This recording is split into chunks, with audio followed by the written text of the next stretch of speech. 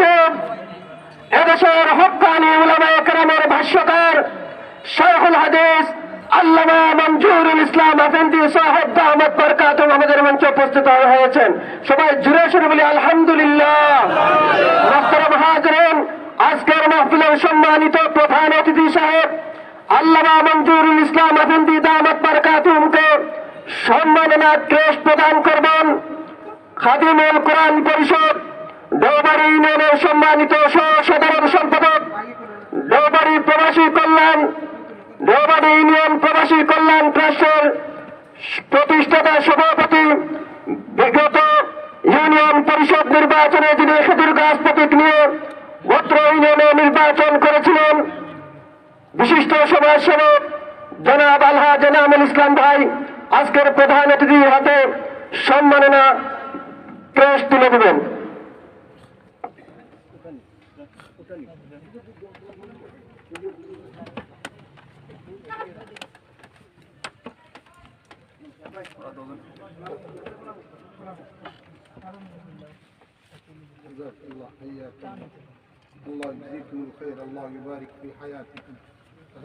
সবাই বলি মারহাবা।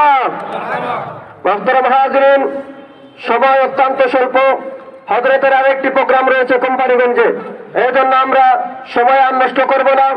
এই পর্যায়ে আপনাদের সামনে গুরুত্বপূর্ণ তাফসীর পেশ করবেন খাদিমুল কোরআন পরিষদ দেওবাড়ি ইউনিয়নের উদ্যোগে আয়োজিত আজকের তাফসীরুল কোরআন মহাসম্মেলনের সম্মানিত প্রধান অতিথি এদেশের হক্কানি উলামায়ে কেরামের ভাষ্যকার, উপমহাদেশের প্রখ্যাত ইসলামী চিন্তাবিদ, জমিয়তে উলামায়ে ইসলাম বাংলাদেশের সংগ্রামী মহাসচিব, ঢাকার ঐতিহ্যবাহী দারুল হাদিস ইসলামবাগ মাদ্রাসার সুনাম ধন্য প্রিন্সিপাল শাইখুল হাদিস আল্লামা হাফিজ মঞ্জুরুল ইসলাম আফেন্দি সাহেব দামাত বরকাতুহু আলিয়া আমাদের মধ্যে উপস্থিত হয়েছেন আমাদের বৃহত্তর জনতার সর্বজন শ্রদ্ধেয় আলিমে দ্বীন, ঐতিহ্যবাহী নয়া সড়ক মাদ্রাসার সুনাম ধন্য শাইখুল হাদিস, বিশিষ্ট রাজনীতিবিদ শাইখুল হাদিস আল্লামা আতাউর রহমান কোম্পানিগঞ্জি দামাত বরকাতুহু আমাদের মধ্যে উপস্থিত হয়েছেন প্রখ্যাত ইসলামী চিন্তাবিদ, বিশিষ্ট রাজনীতিবিদ হযরত মাওলানা মুশাহিদ দয়ামিরি হুজুর দামাত বরকাতুহু।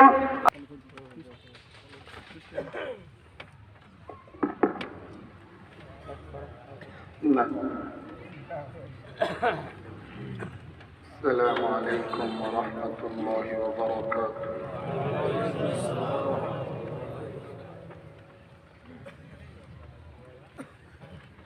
الحمد لله وكفى وسلام على عباده الذين اصطفى لا سيما على خير الورى وصاحب قاب قوسين أو أدنى وعلى آله وأصحابه نجوم الهدى. أما بعد فقد قال الله تعالى: أعوذ بالله من الشيطان الرجيم.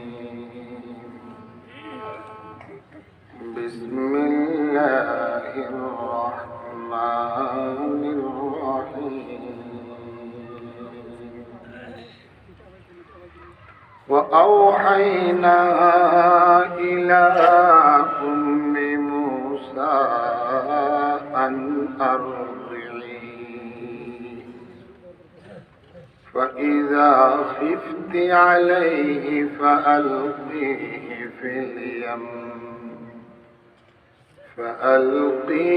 في اليم ولا تخافي ولا تحزني إنا رادوه إليك وجاعلوه من المرسلين.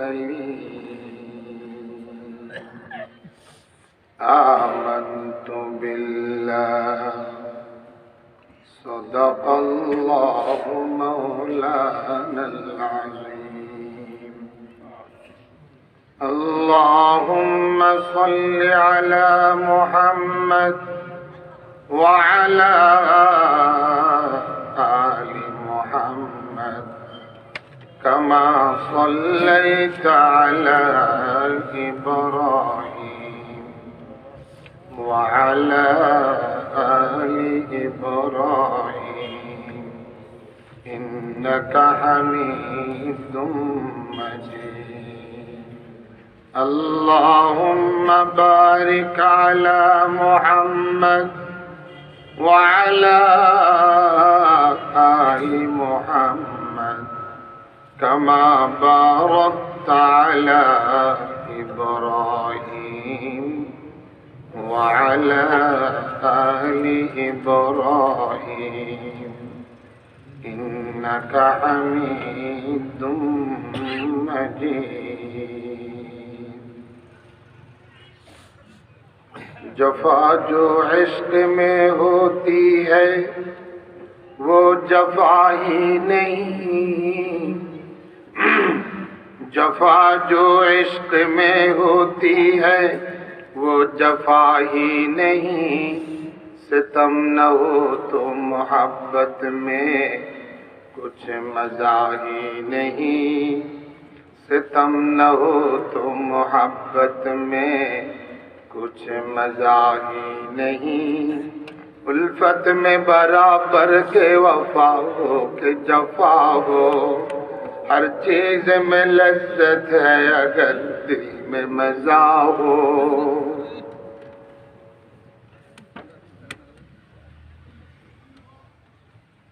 সম্মানিত সভাপতি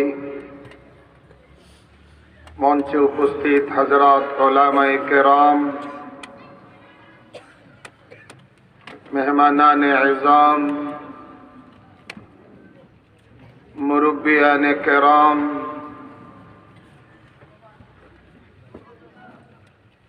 এলাকার গণ্যমান্য ব্যক্তিবর্গ ও বেরাদারান ইসলাম মাইকের আওয়াজ যতদূর পর্যন্ত যায় ততদূর পর্যন্ত বিভিন্ন বাসায় বাড়িতে পর্দার আড়ালে অবস্থানকারিণী সম্মানিতা শ্রদ্ধেয়া মা ও বোনেরা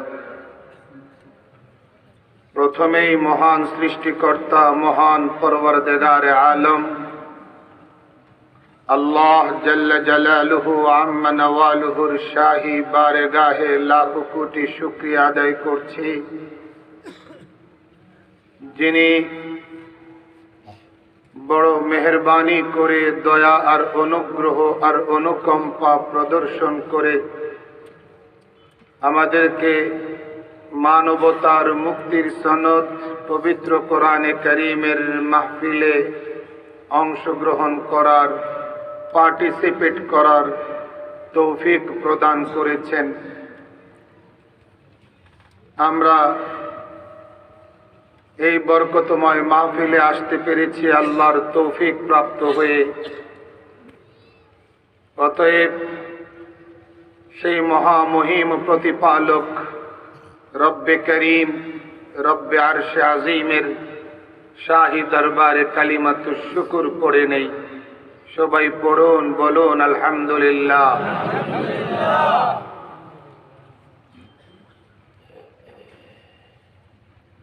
কোরআনে কারীমের সূরাতুল কসসের ৭ নম্বর আয়াতে কারীমা তেলাওয়াত করেছি সারা রাত বয়ান আর আলোচনা শুনলাম কিন্তু সিদ্ধান্ত নিতে পারলাম না যে আমার করণীয় কি তাহলে রাত ব্যাপী বয়ান আর আলোচনা শোনার কোনোই সার্থকতা সফলতা নেই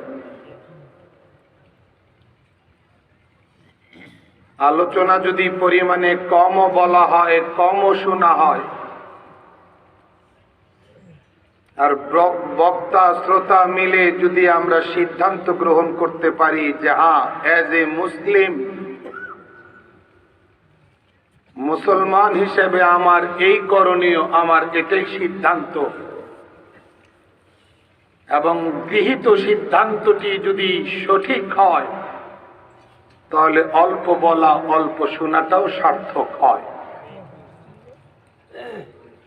আল্লাহ আপনাকে আমাকে তৌফিক দান করেন।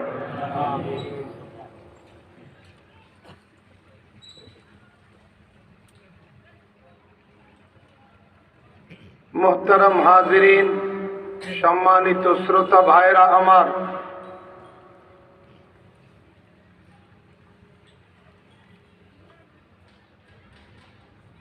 তৎকালীন শাসক ফেরাউন চেয়েছে মুসা আলাইহিস সালামের মতো সন্তান যেন পৃথিবীতে না আসে।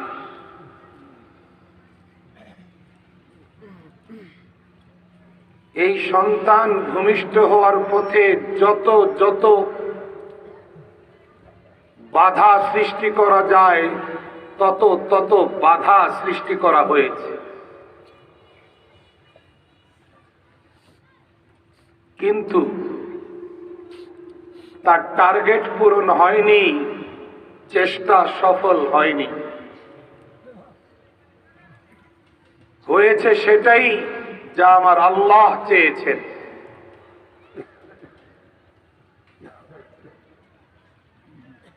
আপনার আমার বিশ্বাস এই জায়গায় আনতে হবে।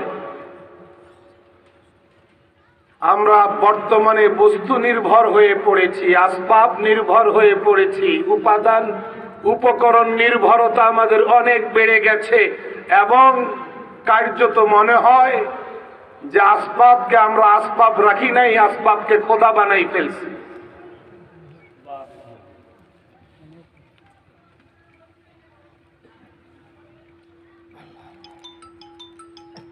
আমেরিকাও গায়রুল্লাহ, আমেরিকার হোয়াইট হাউসও গায়রুল্লাহ। সারা পৃথিবীতে যেসবকে আমরা শক্তি মনে করছি, শক্তির উৎস মনে করছি, সব গায়রুল্লাহ। গায়রুল্লাহর কোন শক্তি নাই, শক্তি একমাত্র আল্লাহ। জোরে বলেন কার? আরো জোরে কার? আল্লাহ যা চাইবেন তাই হবে।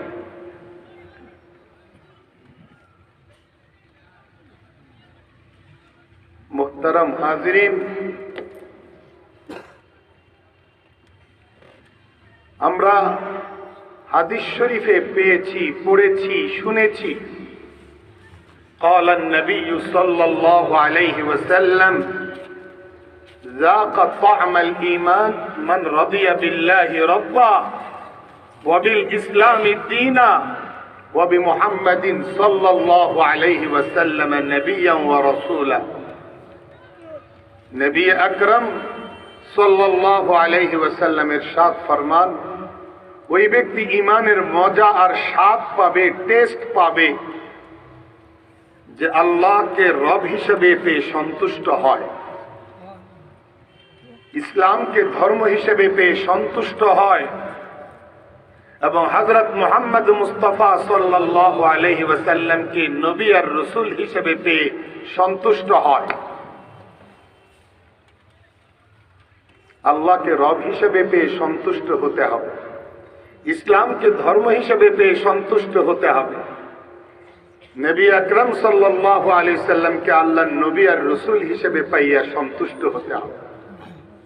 সন্তুষ্ট হওয়ার আরবি শব্দটা আসছে রদিয়া, সেখান থেকে আমরা পড়ি সকাল বিকাল রদিতু বিল্লাহি রব্বা, পড়েন ওয়াবিল ইসলামি দীনা ওয়াবি মুহাম্মাদিন সাল্লাল্লাহু আলাইহি ওয়াসাল্লাম নবিয়্যান ওয়া রাসূলা। তার মানে আমি আল্লাহকে রব হিসেবে পাইয়া সন্তুষ্ট বলছি। মামানার রিদা, হোয়াট ইজ দ্য রিদা? আল্লাহকে রব হিসেবে পাইয়া সন্তুষ্ট হইলাম, এই যে সন্তুষ্টি ডিক্লিয়ার করছি, ঘোষণা দিচ্ছি, সন্তুষ্টির অর্থ কি? মোল্লা আলী কারি রহমতুল্লাহ আলাই মিরকাত শরহে মিশকাত, মিশকাত শরীফের ব্যাখ্যা গ্রন্থ মিরকাতের মধ্যে বলেন, রদিতু শব্দের অর্থ সন্তুষ্ট হইছি। বাংলায় সন্তুষ্ট হইছি বললে মাই রাজি হো গায়া তর্জমা করলে এটার হক আদায় হবে না। তিনি বলেন সন্তুষ্ট হয়েছি, রদিতুর তর্জমা এইভাবে করা। রেদা শব্দের অর্থের মধ্যে এই কথা আছে, কোনো কিছুকে পেয়ে সন্তুষ্ট হওয়ার অর্থ কোনো কিছু হাতে পেয়ে সন্তুষ্ট হয়েছি মর্মে ঘোষণা দেওয়ার অর্থ।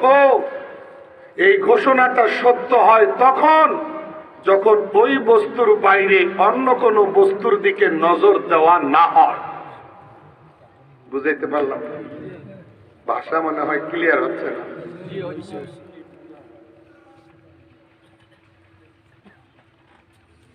কোনো কিছুতে সন্তুষ্ট হওয়ার অর্থ ওই বস্তুর বাইরে চোখ না দেওয়া। কোন যুবক বিয়ে করে তার স্ত্রীকে বলল, আই এম ভেরি হ্যাপি, আমি বড্ড খুশি, তোমার মতো লাইফ পার্টনার পেয়েছি, কল্পনাও করিনি কখনো, তুমি তো চাঁদের চেয়েও বেশি সুন্দরী মনে হচ্ছে, এরকম স্ত্রী আমি পাবো, আমি কত ভাগ্যবান, আমার এই দুনিয়ার জীবনে আর কিছুরই দরকার নেই, আমি তোমাকে পেয়েছি তো সব পেয়েছি, আমার সব স্বপ্ন পূরণ হয়েছে। এরকম ডায়লগ শুনে স্ত্রীও অবাক, স্বামী আমার এত খুশি আমাকে পেয়ে। 6 মাস 1 বছর ঘর সংসার করে কক্সবাজারে গেছে বেড়াতে, প্লেনে বসে বারবার আরেকজন বেগানা নারীর দিকে তাকায়। যে স্ত্রী চাঁদের চেয়েও বেশি সুন্দরী অতিরঞ্জিত ভাষা ব্যবহার করে তাকে খুশি করছে, সেই স্ত্রীকে পাশে রেখে আরেকজন নারীর দিকে চোখ দিচ্ছে। স্ত্রী বারবার প্রশ্ন করে, ওইদিকে তাকাও কেন? না সরি আর তাকাবো না। এরপরে একদিন মার্কেটে গিয়ে আরেকজন নারীর দিকে তাকায়, স্ত্রী হাত ধরে টানে, ওই দিক তাকাইও না তো, আচ্ছা আর তাকাবো। একদিন আরেক জায়গায় গিয়ে আরেকজন নারীর দিকে তাকায়, স্ত্রী একদিন ধরে বসছে, তুমি বলো আমাকে পেয়ে তুমি খুশি হয়েছো, সন্তুষ্ট হয়েছো, তোমার সন্তুষ্টিটা কেমন যে তুমি বারবার অন্যের দিকে তাকাও? কেউ যদি তার স্ত্রীকে উদ্দেশ্য করে বলে রদিতু বিকি জাওজাতান, রদিতু বিকি জাওজাতান, আমি তোমাকে ওয়াইফ হিসেবে পাইয়া সন্তুষ্ট, তার মানে সে বলতে চাচ্ছে তুমি ছাড়া আর কারো দিকে আমি তাকাবো না। ঠিক তদ্রূপ রদিতু বিল্লাহি রব্বা, আল্লাহকে রব হিসেবে পেয়ে সন্তুষ্টের অর্থ আল্লাহ ছাড়া আমার আর কোনো রব নাই, এবং আল্লাহ ছাড়া পৃথিবীর আর কাউকে আমি রবের মর্যাদা দেব না, দিতে পারি না। এটা আমার জীবন যায় যা, আমার জীবনে যতই ঝুঁকি আসুক, আমার রব একজন আল্লাহ, আল্লাহ ছাড়া আর কেউ রব। এটাই হলো রদিতু বিল্লাহি রব্বা ঘোষণার মূল হাকিকত। ইসলামকে ধর্ম হিসেবে পেয়ে সন্তুষ্ট মানে অন ইসলামিক কোন কর্মকাণ্ডের দিকে আমার চোখ যাবে না। হযরত মুহাম্মদ মুস্তাফা সাল্লাল্লাহু আলাইহি ওয়াসাল্লামকে নবী আর রাসূল হিসেবে পাইয়া সন্তুষ্টের অর্থ আল্লাহর নবীর আদর্শ ছাড়া আর অন্য কোন আদর্শের দিকে আমার চোখ যাবে না। আমি ওইটাই মানবো যা আল্লাহর নবী সাল্লাল্লাহু আলাইহি সাল্লাম আমাকে 23 সাল দৌরে নবুয়ত মে 23 বছরের নবুবতী জিন্দেগিতে সাহাবায়ে কেরাম রিদওয়ানুল্লাহি আলাইহিম আজমাইনকে যা দিয়ে গেছেন, তার বাইরে আমি আর অন্য কোন রীতিনীতি তন্ত্র মন্ত্র মানি না, মানতে পারি না। আল্লাহ বুঝার তৌফিক দান করুন। তাহলে আল্লাহ রব নাকি আর কেউ রব আছে? রব কে? কে? জোরে রবের সংজ্ঞা কি? রবের সংজ্ঞা হলো রব তিনি যিনি যখন যেটা প্রয়োজন তখন সেটার আয়োজন করতে সক্ষম, যখন যেটা দরকার তখন সেটা ডেলিভারি দিতে পুরা শক্তি রাখে, কোনো কিছু আল্লাহকে বাধা করতে পারে না, তিনি রব। তিনি খানায় কাবাকে হস্তি বাহিনী আসহাবে ফিল থেকে রক্ষা করার জন্য আল্লাহ তাআলার কোন মিলিটারি কোন বাহিনীর প্রয়োজন হয় নাই, তিনি চেয়েছেন তো আবাবিল দিয়ে তিনি ঠেক দিয়েছেন, প্রতিহত। তিনি রব, কে রব? अल्लाह। दुनिया के बुत कदों में वो घर पहला खुदा का, हम पास बा है उसका, वो पास बा हमारा। दुनिया के बुत कदों में वो घर पहला खुदा का, हम पास बा है उसका, वो पास बा हमारा। আমরা কাবা ঘরের মর্যাদা দেব তো কাবা ঘর আমাদেরকে নিরাপত্তা দেবে। কিভাবে? আল্লাহ সূরা মায়েদায় বলেছেন, জাআলাল্লাহুল কাবাতাল বাইতাল হারাম কিয়ামান লিন-নাস। ও দুনিয়ার মানুষ শুনো, আমি আল্লাহ কি বলছি। আমি আল্লাহ এই ঘরকে স্বাভাবিক কোন ঘর হিসাবে পৃথিবীতে দেই নাই। এটা চার কোণার কোন স্বাভাবিক ঘর নয়, এটা তো ওই ঘর। এই ঘর থাকবে তো পৃথিবীর স্থিতিশীলতা নিরাপত্তা থাকবে। এই ঘরকে সারা পৃথিবীর সমস্ত মানুষের স্থিতিশীলতা আর নিরাপত্তার খুঁটি বানিয়েছি। তার মানে এই ঘর থাকবে না তো পৃথিবী থাকবে না। যেই ঘর না থাকলে পৃথিবী থাকবে না, সেই ঘরকে হাতি বাহিনী আব্রাহার অনুসারীরা তছনছ করে ফেলবে। আর আল্লাহ কোন অ্যাকশনে আসবেন না, তো আল্লাহ রব হন কি করে? আল্লাহ অ্যাকশনে আসবার জন্য আল্লাহ কোন ফোর্সের মোকাপেক্ষী না, দুনিয়ার কোন রাজা বাদশার মোকাপেক্ষী না। আল্লাহ চাইবেন তো বুটের ডাউলের মতো ছোট ছোট কঙ্করকে আল্লাহ পারমাণবিক বোমাও বানাইয়া ফেলতে পারেন। সেটি করেছেন? আল্লাহ করেন নাই?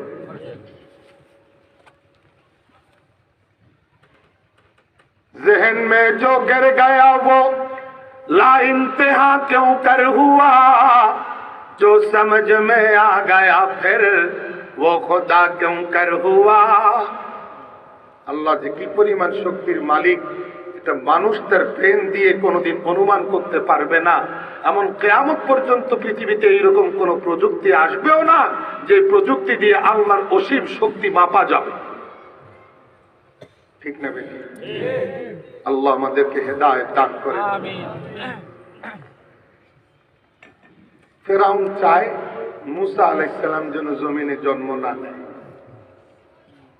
এই জন্য বাচ্চাদেরকে হত্যা করার মিশন স্টার্ট করলো। বাচ্চা জন্ম নিতে দেরি হয়, ফেরাউনের বাহিনী ওই বাড়িতে গিয়ে বাচ্চাকে হত্যা করতে দেরি হয়। এই যখন ক্রিটিক্যাল সিচুয়েশন, এই যখন কঠিন জটিল অবস্থা, আল্লাহর মর্জি, আল্লাহর ফয়সালা, আল্লাহর সিদ্ধান্ত, তিনি তার পয়গম্বরকে জমিনে পাঠাবেন। কোন পরিকল্পনা আল্লাহর এই ফয়সালাকে প্রতিহত করতে পারে নাই।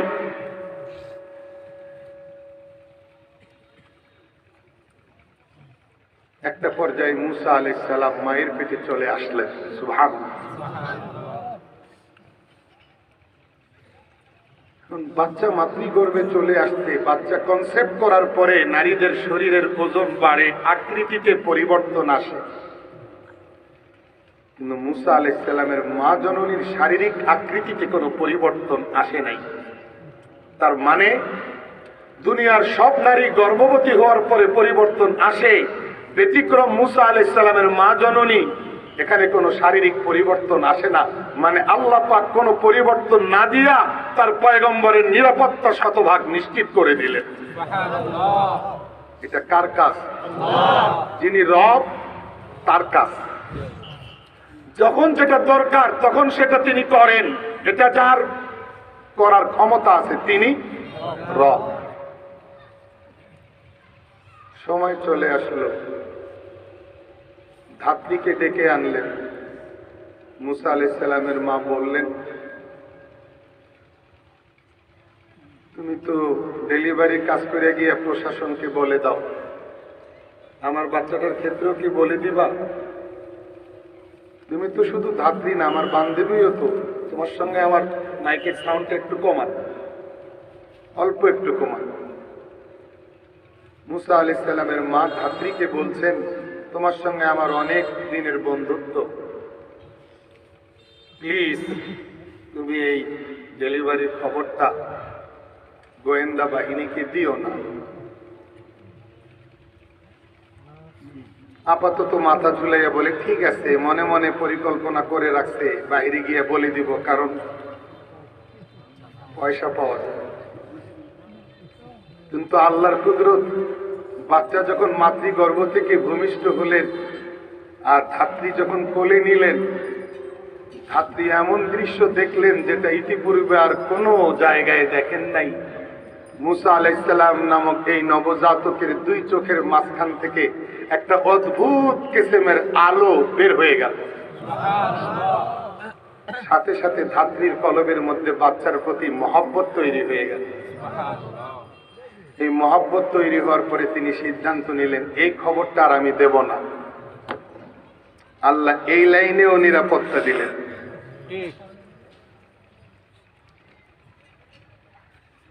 ধাত্রী ডেলিভারি শেষ করে চলে যাওয়ার পর গোয়েন্দারা ফলো করছে। তিনি রাস্তা পরিবর্তন করে অন্যদিকে হেঁটে চলে গেছেন। গোয়েন্দারা এসে ঢুকছে, দরজা নক করছে। মুসা আলাইহিস সালামের ভাই দৌড়ে মাকে গিয়ে বলে, মা ওরা তো চলে আসছে, করণীয়। মা মেয়ে কোনো উপায় না দেখে কাপড় দিয়ে পেঁচিয়ে বাচ্চাকে চুলার আগুনে ফেলে দিচ্ছে।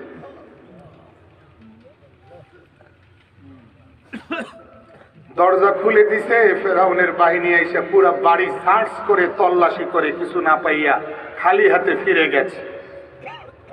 তারা চলে যাওয়ার পরে মা মেয়ে চুলার কাছে এসে দেখে আগুন নিভে গেছে, বাচ্চা পুরা অক্ষত আছে। আল্লাহ এই লাইনেও নিরাপত্তা দিলেন। এরপরে আল্লাহ বাঁচাইয়া দিলেন। এরপরে বাচ্চা যদি কাঁদে, তাহলে কান্নার আওয়াজ শুনে আশপাশ সমাজ জানবে এখানে নবাগত সন্তানের আগমন ঘটছে, নবজাতকের জন্ম হয়েছে। এই জন্য আল্লাহ তাআলা মুসা আলাইহিস সালামের কান্নাও বন্ধ করে দিলেন, আরেক লাইনে নিরাপত্তা দিলেন। তার মানে আল্লাহ শুধু দুর্গ দিয়ে নিরাপত্তা দিবেন, আর কোন রাস্তায় নিরাপত্তা দিতে পারেন না। আমার আল্লাহ এইরকম না। আল্লাহ চাইলে বাচ্চার কান্না বন্ধ করে নিরাপত্তা দিতে পারেন।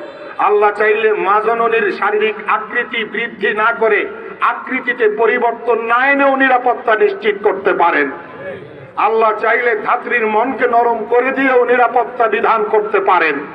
কথা বলেন, সেই আল্লাহ, সেই রবের প্রতি, তার শক্তির প্রতি আপনার আমার ঈমান নাই কেন? কেন আপনার আমার চোখ ঔষধের দিকে?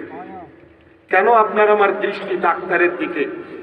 কেন আপনার আমার বিশ্বাস মন্ত্রী মিনিস্টারের তদবিরের দিকে? এগুলি কি ওসিলা হিসাবে ব্যবহার করেন? নো কোশ্চেন, নো কমপ্লেইন, কোনো আপত্তি নাই। কিন্তু আপনি এই সমস্ত আসবাবকে যখন আল্লাহর সমান মর্যাদা দেবেন, তখন আর ঈমান থাকলো কোথায়? তারপরেও মুসা আলাইহিস সালামের মা নারী সিরা ধনের কলিজার টুকরা বাচ্চার ব্যাপারে তার অস্থিরতা যায় না। ঠিক আল্লাহ আদেশ দিলেন ওই মুহূর্তে, আওহাইনা ইলা উম্মি মুসা আন আরদিহি, আমি মুসা আলাইহিস সালামের মায়ের কাছে আদেশ নাযিল করলাম। এটা শরীয়তের ওহী না, এটা নবুয়ত আর পয়গম্বরের ওহী না। কারণ কোন নারীকে আল্লাহ তাআলা নবী আর রিসালাতের আসনে বসান নাই। এটা ইলহাম, এটা ইলকা ফিল কলব, কলবের মধ্যে আল্লাহ আদেশ ঢেলেছেন। কি? আন আরদিহি, তুমি তোমার বাচ্চাকে দুধ খাওয়াইতে থাকো। ফাইদা খিফতি আলাইহি, যখন ভয় পেয়ে যাবে, অস্থিরতা তোমার বেড়ে যাবে, তখন বাচ্চাটাকে বাক্স ভর্তি কইরা এই বাক্সটাকে তুমি নদীতে ভাসাইয়া দাও। ফালকিহি ফিল ইয়াম, ইয়াম দ্বারা এখানে নীল নদকে বোঝানো হয়েছে। আল্লাহ তাআলা কলবের মধ্যে এটা ঢেলে দিছেন, ওয়াদা করছেন, লা তাখাফি, তুমি মা হইয়া তোমার বাচ্চাকে বাক্সে ভরে বাক্সটাকে নদীতে ভাসাইয়া দিবে, তারপরে বাচ্চার পরিণতি কি হবে এই ব্যাপারে কোনো চিন্তা করিও না। লা তাখাফি, কোনো চিন্তা করিও না, কোনো ভয় করিও না, কোনো উদ্বেগ আর উৎকণ্ঠায় তুমি চিন্তিত হইও না, ভয় পেও না। ওয়ালা তাহজানি, কোনো দুশ্চিন্তা করো না। লা তাখাফি, কোনো ভয় পেও না। ওয়ালা তাহজানি, কোনো টেনশন চিন্তা করো না। আমি আল্লাহ ওয়াদা দিলাম, ইন্না রাদ্দুহু ইলাইক, তোমার কোলের বাচ্চা তোমার কোলে ফিরিয়ে দেব। ওয়াজাইলুহু ইলাইকি মিনাল মুরসালিন, এবং শুধু তোমার বাচ্চা তোমার কোলে ফেরত দেব, এতেই আমি ক্ষান্ত হব না, বরং তোমার বাচ্চাকে আমি আমার রসুলদের কাতারে অন্তর্ভুক্ত করব। আল্লাহ এই দুইটা ওয়াদা রাখছেন কি রাখেন নাই? ফেরাউনের কোন পরিকল্পনা আল্লাহর ওয়াদা রক্ষার ক্ষেত্রে কি বাধা হতে পেরেছে? মুসা আলাইহিস সালামের মা বাচ্চাকে পালতে পালতে এক পর্যায়ে যখন খুব বেশি ভয় বেড়ে গেল, কাঠমিস্ত্রির কাছে গেলেন, আমার একটা বাক্স বানাই দাও। কাঠমিস্ত্রি জিজ্ঞেস করে বাক্স দিয়া হবে কি? তিনি সন্তানের জীবন রক্ষার স্বার্থে মিথ্যাচার করতে পারতেন, কিন্তু নবীর মা মিথ্যা না বলে সত্যের আশ্রয় নিয়েছেন। বাচ্চাকে বাক্সে ভরবেন, পানিতে ভাসাবেন, বাচ্চাকে বাক্সে সেভ করবেন, উদ্দেশ্য বলেছেন। মিস্ত্রি বাক্স বানাইয়া প্রশাসনের কাছে গেছে খবর দেওয়ার জন্য, বিনিময়ে কিছু পাবে এই আশায়। প্রশাসনের কাছে যাওয়ার পরে আল্লাহ তার বাক শক্তি নিয়ে গেছেন, জবান বন্ধ করে দিয়েছেন। বারবার চেষ্টা করতেছে খবরটা দেওয়ার জন্য, কিন্তু মুখ খুলে কথা বলতে পারে না। অবশেষে প্রশাসনের লোক থাপ্পড় মাইরা বিদায় করছেন। বাড়িতে এসে আবার জবান খুলে গেছে, কিন্তু লোভ সামলাইতে পারে না, আবার দৌড় দিছে। এইরকম গরম খবর দিলে অনেক টাকা পাওয়া যাবে, আমার আর কাঠ মিস্ত্রিগিরি করতে হবে না, জীবিকা নির্বাহ করা যাবে খুব সহজে অনেক দিন। না আবার খবরটা দিতে যাই, সেকেন্ড টাইম আল্লাহ আবারও জবান বন্ধ করে দিয়েছেন। দ্বিতীয় দফায় শুধু জবান বন্ধ হয় নাই, চোখ দুইটা আল্লাহ কেড়ে নিছে। এবারে আরেকবার ধাক্কা খাইয়া, লাথি আর থাপ্পড় খাইয়া, চোখ হারাইয়া, বাক শক্তি হারাইয়া, অন্ধের মতো বোবার মতো বাহিরে আইসা মাঠের মধ্যে সেজদায় পড়ে কাঁদতেছে। আল্লাহ, আমি এই বুঝতে পারছি এই বাচ্চাটা আর 10টা বাচ্চার মতো নয়, এখানে নিশ্চয়ই কোনো রহস্য আর কাহিনী আছে। আমি ওয়াদা করতেছি আর এই গোয়েন্দাগিরির খবর দেব না। আল্লাহ, তুমি আমার এই দুইটা শক্তি ফিরাইয়া দাও। সাথে সাথে জবান আল্লাহ ফিরাইয়া দিছে, চোখ আল্লাহ ফিরাইয়া দিছে। দোয়া কবুল হওয়া মাত্র আবারও দরখাস্ত করে, আল্লাহ ভবিষ্যতে আমার হায়াত থাকলে বাচ্চাটার সঙ্গে আমার মোলাকাত করাই দিও। আল্লাহ সেই আশাও তার পূরণ করাইয়া দিচ্ছেন। আল্লাহ মিস্ত্রির জবান বন্ধ করে নিরাপত্তা দিলেন, মিস্ত্রির চোখ বন্ধ করে দৃষ্টিশক্তি কেড়ে নিয়েও নিরাপত্তা দিলেন।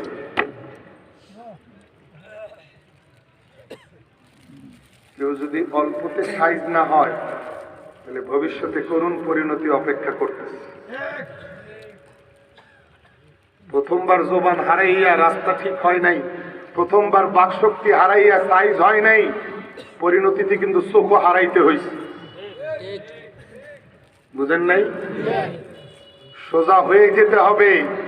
যারা সাপের মতো আঁকা বাঁকা চলে, তারাও কিন্তু মরার পরে সোজা হবে, কিন্তু এই সোজা হওয়ার কোনো ফায়দা লাভ থাকবে না। ঠিক না বে ঠিক? আল্লাহ আমাদেরকে বুঝার তৌফিক দান করুন। বাক্স ভাসতেছে, মুসা আলাইহিস সালামের মা বাক্স ভাসাইয়া দিচ্ছেন বাচ্চাকে ভিতরে ঢুকাইয়া। এই বাক্স ফেরাউনের বাড়িতে গিয়া উঠছে। মুসা আলাইহিস সালামের মা জননী বাড়িতে তো অপেক্ষা করতেছেন। ওনার বোন নদীর কিনারা কিনারা বাক্সটাকে ফলো করে। বোন দেখতেছে এই বাক্স ফেরাউনের রাজপ্রাসাদে উঠছে, হাজারো দর্শক দর্শনার্থী আসছে এই বাচ্চাকে এক নজর দেখবার জন্য। ফেরাউনের ইচ্ছা, ভয়, ফেরাউন রীতিমতো অস্থির, না জানি এই বাচ্চাই সেই বাচ্চা যেই বাচ্চার ভয়ে আমি কাতর, না মাইরা পালাম। ফেরাউনের বউ কয়, লা তাকতুলু, মারিও না, তো অনেক উপকারেও আসতে পারে। কত বাচ্চা মারছো, একটা বাচ্চা না মারলে কি হবে? বউয়ের কোথায় ফেরাউনের মন নরম হয়েছে, এখন বাচ্চাটারে পালবে কে? অনেক নারী আসে, মুসা আলাইহিস সালাম কারো দুধ খায় না। অবশেষে মুসা আলাইহিস সালামের বোন, কেউ তো তাকে চিনে না, তিনি সামনে এসে বলে, আমার কাছে এমন একজন নারীর খবর আছে যার দুধ কোনো বাচ্চা ফিরায় না। তাই সবাই অবাক, নিয়ে আসো। রাজকীয় প্রোটোকলে মুসা আলাইহিস সালামের বোন হাঁটতেছে মুসা আলাইহিস সালামের মা জননীর কাছে, সম্মান মর্যাদা দিয়ে নিয়ে আসছে। এসে মুসা আলাইহিস সালাম বাচ্চাকে খাওয়ানো শুরু করছেন, বাচ্চা খেতে শুরু করছে। মুসা আলাইহিস সালামের মাকে জিজ্ঞেস করা হয়, তুমি থাইকা এখানে বাচ্চাটাকে পালো? তিনি বলেন, এখানে থাইকাই কাজ করতে পারবো না, খাওয়াইতেই যদি হয়, পালতেই যদি হয়, আমাকে নিয়ে যেতে হবে। ফেরাউন বলে, শর্ত মঞ্জুর, তাও নিয়ে যাও। এইভাবে বাচ্চাকে মায়ের কোলে ফিরিয়ে দাও। বলেন সুবহানাল্লাহ। তাহলে মুসা আলাইহিস সালামের মা বাক্সে ঢুকাইয়া বাক্স ভাসাইয়া দেওয়ার পরের থেকে মুসা আলাইহিস সালামের মায়ের কোলে আসার আগ পর্যন্ত এত লম্বা সময় বাচ্চাটা কি খাইয়া বাঁচলো? যত নারী খাওয়াইতে আসছে, কোনো নারীর দুধ খায় নাই, তাহলে বাচ্চাটা বাঁচলো কি দিয়া? আল্লাহ তাআলা এই বাচ্চার প্রত্যেকটা আঙ্গুল দিয়ে রিজিক সাপ্লাই করছেন। একটা আঙ্গুল দিয়ে মধু বের করছেন, আর একটা আঙ্গুল দিয়ে দুধ বের করছেন। বাচ্চা আঙ্গুল দিয়ে তার গিজা আর খাদ্য পাইতেছে আর চুষতেছে, সরাসরি আল্লাহ তাআলা তার জন্য রিজিক সাপ্লাই করছেন। তাহলে যে আল্লাহ মা নাই, দুধ নাই, বাচ্চা নাই, বাচ্চার আঙ্গুল থেকে গিজার রিজিক বাইর করেন, ওই আল্লাহ তো এখনো আছে। তাহলে আমরা ওই আল্লাহর দরবারে ঝুঁকবো না রাজা বাদশাদের দরবারে ঝুঁকবো? আমরা ওই আল্লাহর কাছে সারেন্ডার করব না নেতাদের কাছে সারেন্ডার করব? না, কোন নেতা আমাদের রব নয়, আমাদের রব আল্লাহ। কোন রাষ্ট্র, কোন কান্ট্রি আমাদের রব নয়, আমাদের রব আল্লাহ। আসবাবকে আসবাবের জায়গায় রেখে আমরা দুনিয়ার জীবনটা পার করবার চেষ্টা করব। এই আকীদার বিশ্বাস নিয়ে যখন সেজদা দেব, সেজদার মধ্যে গ্লেজ আসবে। যখন নামাজ পড়ব, নামাজের মধ্যে নূর আসবে। যখন তেলাওয়াত করব, তেলাওয়াতের মধ্যে স্বাদ আসবে। গোটা জীবনটা শান্তির জীবনে পরিণত হবে এবং আমার ঈমান হবে শক্তিশালী, আমার আমল হবে শক্তিশালী। একজন এইরকম ঈমানদারের ঈমান আর আমলের শক্তিতে গোটা রাষ্ট্র থরথর করে কাঁপতে শুরু করবে। আল্লাহ আমাদের সকলকে আমল করার তৌফিক দান করুন। আমার হাতে সময় কম, শুধু ইন্তেজামিয়া কমিটির আন্তরিকতাপূর্ণ আবেদনের কাছে সাড়া দেওয়া এবং তাদের আন্তরিকতাকে খানিকটা সম্মান দেওয়া। আমাদের চেয়ারম্যান পদপ্রার্থী এনাম সাহেব, তিনি সহ অন্যরা আবদার করেছেন, আবেদন করেছেন, সরাসরি বা অন্য কারো মাধ্যমে আপনারা সম্মানিত করেছেন। আল্লাহ তাআলা এই সম্মানের উত্তম বদলা আপনাকে আমাকে দান করে। আল্লাহ তাআলা আপনাকে আমাকে আজীবন এই আকীদা বিশ্বাস নিয়ে দুনিয়ার জীবনটা পার করার তৌফিক দান করেন। কারা কারা মানতে রাজি হাত দেখান, আল্লাহ কবুল করেন। আমিন। ওয়া আখিরু দাওয়ানা আনিল হামদুলিল্লাহি রাব্বিল আলামিন।